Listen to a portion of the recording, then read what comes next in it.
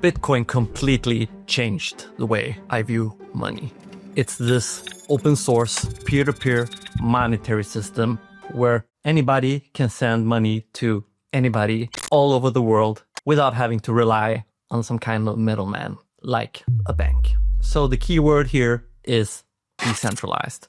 And lately, with everything that's been going on, Michael Saylor buying almost, as of now, I think he has over 600,000 Bitcoin. We have BlackRock's ETF, which is not far behind. We have Japan's Metaplanet that continues to accumulate Bitcoin. And we also have all the Michael Saylor wannabes all over the world, even here in Sweden, just buying Bitcoin to increase the value of their corporations. And that got me thinking, how truly decentralized is Bitcoin still? Or rather say, is Bitcoin still a decentralized monetary system? That made me think, and that made me take action. So in this video, I'm going to investigate if Bitcoin truly is still decentralized. So we're going to be looking at 5 different metrics, starting with the nodes. So the Bitcoin nodes are kind of like rule enforcers. They don't actually mine coins or earn any kind of rewards. They just make sure that every transaction and block follows the given rules of the Bitcoin core. So basically, like I said before, if you want to send money to your grandma half across the world, maybe I didn't say that. Anyways, if you want to send money half across the world to your grandma, it's a node that validates that transaction, making that Bitcoin land in the wallet of said grandma. So if we take a look here, what we're looking at is a Bitcoin node distribution live map.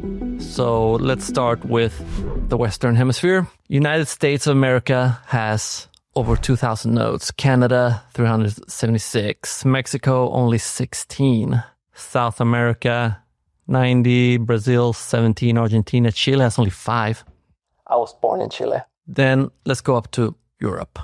It's pretty evenly distributed here. Where I'm currently at, Sweden, 77. Germany has a lot. France, 550.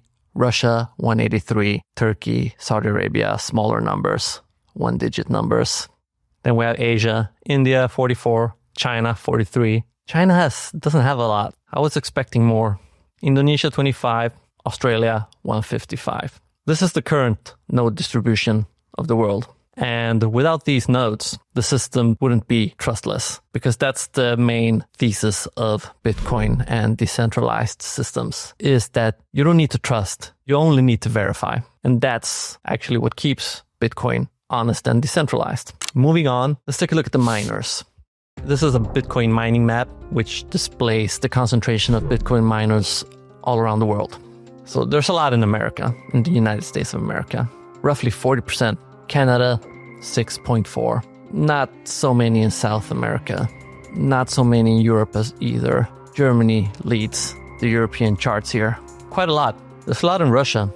But China and Kazakhstan, yeah, they top the list. Because what happened is that, I don't know if this is still enforced, but China banned Bitcoin mining a few years ago. And a lot of them migrated to Kazakhstan. So Kazakhstan took a lot of the mining power. And that's why you see Kazakhstan here with so much hash power. The more hash power you have, the faster you're able to solve a cryptographic puzzle, thus producing a Bitcoin. Smaller parts, Singapore, Japan. Oh yeah, and just to give some context, Bitcoin mining is how new blocks are produced and added to the blockchain. Miners use powerful computers to solve complex math problems. And solving those math problems, they're rewarded with Bitcoin. Highly simplified. And the thing with mining is that it's not all about the rewards. Miners are also what keep the network secure, because it takes real energy and resources to mine, and making an attack on the system quite expensive because it has so much backing. So miners create the blocks and get rewarded in Bitcoin. And that's basically it.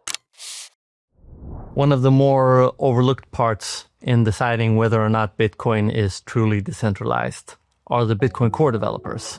Bitcoin core developers are the people who write and improve the main version of Bitcoin software, the part that most of the network runs on. They fix bugs, suggest upgrades, and make sure Bitcoin stays secure and functional. And the thing is that anyone can look at the code or propose changes because it's open source. But even so, not every idea gets added. There's a process to it. And that's where the Bitcoin core maintainers come into play. The Bitcoin maintainers, they're a small group of individuals who have the final say when it comes to improving, upgrading, and changing the Bitcoin core. Right now, there are only about 5 of them. And even if there are a lot of Bitcoin developers, only these 5 people have the final say on how the Bitcoin code is potentially improved, or rather say updated. They don't work for a specific company, and they're located in different parts of the world. So in an essence, that makes it a decentralized system, having the developers and the maintainers scattered all over the world. That's a good thing. That kind of distribution helps with avoiding central control, but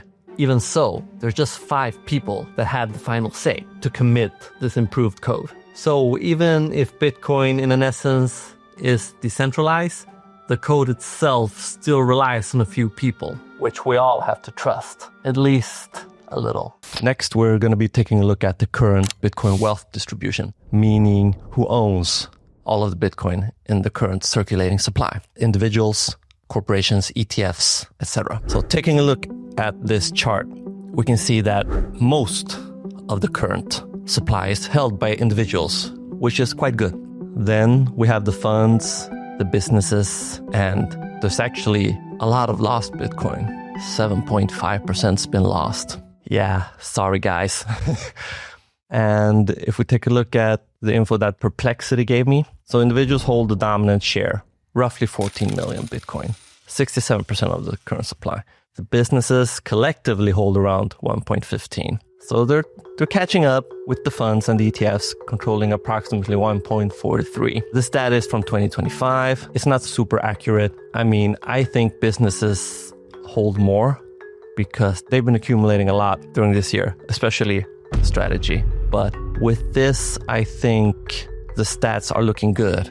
And if you're wondering what this is, the Satoshi thing, it's the early mined Bitcoins attributed to the Bitcoin creator, Satoshi Nakamoto, the pseudonym Satoshi Nakamoto. So roughly 1 million. So these are quite good stats. It's quite refreshing to see that it's still the individuals that hold most of the Bitcoin supply. But I have another metric for you, the gatekeepers, the custodians, the exchanges, because they hold a lot of Bitcoin because that's where you and I go to purchase Bitcoin. But exactly how much do they have? I want to turn you into the screen now. So you'll see, let me see. Right, so here I decided to look at some on-chain metrics for all of the exchanges reserve. And looking at here, it's quite interesting because, as I say, this is for all of the exchanges. So the white line is the Bitcoin price, and the purple line is the exchange reserves, how much Bitcoin the exchanges are holding. And, well, I mean, the thing is, if we want to, we can take out our Bitcoin out of the exchanges and put it in our own cold wallets. So what you're seeing here, something happened between 2024 and 2025. People started withdrawing their Bitcoin as the price went up and just storing it in their own cold wallets or hot wallets. So as the price goes up, the Bitcoin exchange reserves goes down. And to be honest, I think that's quite a good metric. People have lost faith in these exchanges since they're prone to be hacked. So, is Bitcoin still decentralized? Well, technically, yes. Anyone can run a node. Anyone can use the network. But in practice, the power has started to concentrate. A handful of miners dominate the hash rate, and a small group of developers maintain the code. And all of these big players, the ETFs and the governments, they now hold a growing chunk of the total supply. But that doesn't mean that Bitcoin's failed. But it does mean that we need to start paying attention. The decentralization isn't something that we just win immediately. It's something that we need to maintain and actively protect. Because, as I say in the previous videos, we can't just let these big corporations get a hold of all the Bitcoin. They're trying to become Bitcoin banks. So they control and rule over our Bitcoin holdings. Your Bitcoin holding, my Bitcoin holding. And I don't think we can let that happen. On a positive note, it's still mostly individuals that hold Bitcoin, but as time goes on, that might not be the case. So yes, Bitcoin, it's still decentralized. And please, guys, let's try and keep it that way.